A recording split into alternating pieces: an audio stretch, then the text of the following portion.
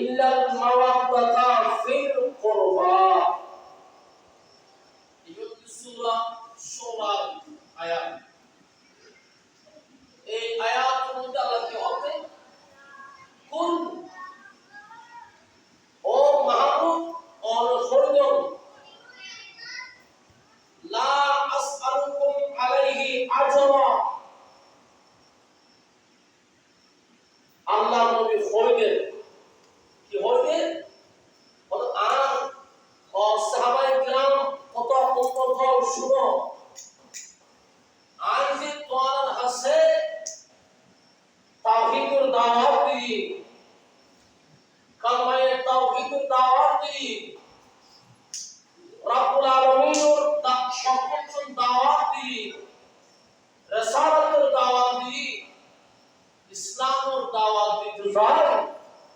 আজ যদি অসংখ্য অগণিত কষ্টর শিকার হইলি, অসংখ্য যুদ্ধের সম্মুখীন হই, একই তায়েফের ময়দান কাফেররা আজ নবীর শরীর মুবারক করে রক্তাক্ত দেখি, আজ এদিকে এই কষ্ট ইন হরফ বিনিময় প্রতিদান যাজা আজ তোরাতুল নসাই বললে হন সুবহানাল্লাহ।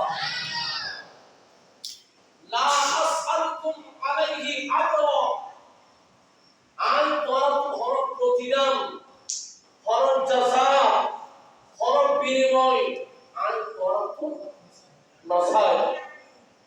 আজ ইল্লাল মাওয়াদ্দাতা ফিল কুরবা। হ্যাঁ, তবে আমি তোরাতুল একটা জিনিস কামনা করি, ইয়ানুদ্দি আন যারা নিকটতম আপনজন, আমি রাসূল যারা নিকটতম আপনজন আছে, তার প্রেম আর ভালোবাসা উচ্চ আওয়াজ এবং সুবহানাল্লাহ। তাহলে আল্লাহ নবীর সাথে আর নবীর আহলে বাইত মুহাম্মদ ভালোবাসা নবীর উম্মতের মুসাইলে তাহলে আর নবীদের আর তো আহলে বাইতের মুহাম্মদ ভালোবাসা কামনা করি। আর যারা আহলে বাইতের রাসূলের আর মুহাম্মদ ভালোবাসা পাশে দেবেন, মুহাম্মদ করিতে হইল আল্লাহ প্রত্যেকে আর অন্তর আহলে বাইতের মুহাম্মদ দান করেন। আমিন। আয়ু এটা প্রমাণ করা আছে এটা কোরআন শরীফের আয়াতগুলো তো সবগুলো বাজিয়ে আল্লাহ মাওয়াদ্দাতা শব্দ বাজিয়ে মাওয়াদ্দাত শব্দের অর্থ কি? ভালোবাসা। মাওয়াদ্দাত এটা আরবি শব্দ, এটার অর্থ কি? ভালোবাসা।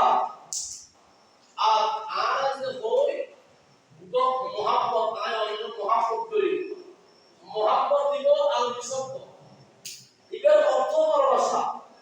তো এই দুটোর অর্থ কি? মাওয়াদ্দাতের অর্থ ভালোবাসা, মুহাব্বতের অর্থ ভালোবাসা।